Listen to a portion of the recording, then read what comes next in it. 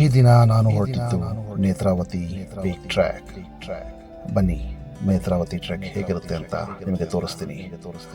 ಇದು ಚಿಕ್ಕಮಗಳೂರು ಜಿಲ್ಲೆಯ Kudremukh national park ಭಾಗದಲ್ಲಿ ಬರುವ ಒಂದು ಟ್ರೆಕ್. ಈ ಟ್ರೆಕ್ 8 ಕಿಲೋಮೀಟರ್ಸ್ ಉದ್ದವಾಗಿರುತ್ತೆ ಹಾಗೂ ಸುಲಭದ ಟ್ರೆಕ್ ಆಗಿರುತ್ತದೆ. ಈ ಟ್ರೆಕ್ನಲ್ಲಿ ನಿಮಗೆ ಒಂದೆರಡು ನೀರಿನ ತೊರೆಗಳು ಸಹ ಸಿಗುತ್ತವೆ. ಆ ತೊರೆಗಳನ್ನು ದಾಟಿಕೊಂಡೇ ನೀವು ಒಂದಷ್ಟು ದೂರ ಕಾಡಿನಲ್ಲಿ ನಡೆದು ಹೋಗಬೇಕು.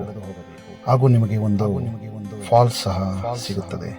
ಹೌದು, ಆ ಫಾಲ್ಸ್ ನೋಡಲು ತುಂಬಾ ಚೆನ್ನಾಗಿರುತ್ತದೆ. ಬನ್ನಿ, ನಿಮಗೆ ಆ ಫಾಲ್ಸ್ ಅನ್ನು ಸಹ ತೋರಿಸುತ್ತೇನೆ. ನೋಡಿ, ಇದೇ ಆ ಫಾಲ್ಸ್. ಈ ಫಾಲ್ಸ್ ಅನ್ನು ದಾಟುತ್ತಾ ಮುಂದೆ ಹೋದಾಗ ನಿಮಗೆ ಮತ್ತೆ ವಾಟರ್ ಕ್ರಾಸಿಂಗ್ ಸಿಗುತ್ತದೆ. ಆ ವಾಟರ್ ಕ್ರಾಸಿಂಗ್ ಜಾಗ ತುಂಬಾ ಚೆನ್ನಾಗಿದೆ. ಸುತ್ತ ಎತ್ತ ನೋಡಿದವರು ಹಸಿರು ಹಸಿರು. ಆ ವಾಟರ್ ಕ್ರಾಸಿಂಗ್ ಮಾಡಿಕೊಂಡು ಮತ್ತೆ ನೀವು ಹೋದಾಗ ಸಿಗುತ್ತದೆ ನೋಡಿ ಈ ದೃಶ್ಯ. ಅವಿಸ್ಮರಣೀಯ ದೃಶ್ಯ ಅಂತಾನೆ ಹೇಳಬಹುದು. ಎಷ್ಟು ದೂರ ನೋಡಿದರೂ ಬರೀ ಹಸಿರು ಹಾಗೂ ಮೋಡಗಳು.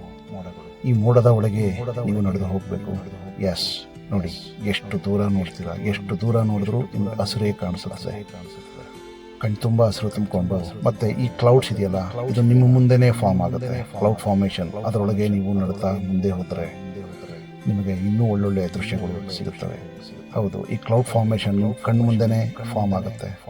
ಮತ್ತೆ 5 ನಿಮಿಷಕ್ಕೆ ಫುಲ್ ಎಲ್ಲ ಚದುರಿ ಹೋಗುತ್ತದೆ. ಆ ದೃಶ್ಯ ನೋಡೋಕ್ಕಂತೂ ತುಂಬಾ ಚೆನ್ನಾಗಿದೆ. ಅದನ್ನು ದಾಟಿಕೊಂಡು ಮುಂದೆ ಹೋಗ್ತಾ ಇರಬೇಕಾದ್ರೆ ನಮಗೆ ಸಿಕ್ಕಿದ ಒಬ್ಬ ಫ್ರೆಂಡ್, ಅದ್ಯಾರು ಅಂತ ನೋಡಿ. ಇವನೇ. ಎಸ್, ಈ ಟ್ರೆಕ್ಕಿನಲ್ಲಿ ನಿಮಗೆ ಅಷ್ಟೇನೂ ಲೀಚಸ್ ಸಿಗುವುದಿಲ್ಲ, ಆದರೆ ಅಲ್ಲಿ ಇಲ್ಲಿ 1-2 ಸಿಗಬಹುದು ಅದೃಷ್ಟವಿದ್ದರೆ. ಹೌದು, ಲೀಚಸ್ ಎಲ್ಲ ದಾಟಿಕೊಂಡು ನೋಡಿಕೊಂಡು ಮುಂದೆ ಹೋದಾಗ ಇಲ್ಲಿ ವ್ಯೂಗಾಗಿ ಕಾಯುವುದೇ ಬಂದಿತ್ತು ನಮಗೆ ಒಂದು ತಾಪತ್ರಯ. ತುಂಬಾ ಜೋರು ಮಳೆ ಇತ್ತು. ಆ ಮಳೆಯಲ್ಲಿಯೇ ವ್ಯೂಸ್ಗಾಗಿ ಕಾಯ್ದುಕೊಳ್ತಿತ್ತು. ನೋಡಿ, ಇದಷ್ಟೇ ನಮಗೆ ಕಂಡ ಅದೃಷ್ಟ. ತುಂಬಾ ಜನ ಬೇರೆ ಇದ್ರು, ಮಳೆ ಬೇರೆ ಸಿಕ್ಕಾಪಟ್ಟೆ ಇತ್ತು. ಆದರೂ ಇದು ಕುದುರೆಮುಖ ಭಾಗದ ವ್ಯೂ ಇದು. ಮತ್ತೆ ಇನ್ನೊಂದು ಇದರ ಎದುರಿನಲ್ಲಿ ಇರುವುದೇ ನೇತ್ರಾವತಿ ಭಾಗದ ವ್ಯೂ. ಅದನ್ನು ಸಹ ತೋರಿಸುತ್ತೇನೆ ನೋಡಿ. ಇದು ಕುದುರೆಮುಖ ಭಾಗದ ವ್ಯೂ. ಹೌದು, ಈಗ ನಿಮಗೆ ಕಾಣಿಸುತ್ತೆ ನೋಡಿ ನೇತ್ರಾವತಿ ವ್ಯೂ.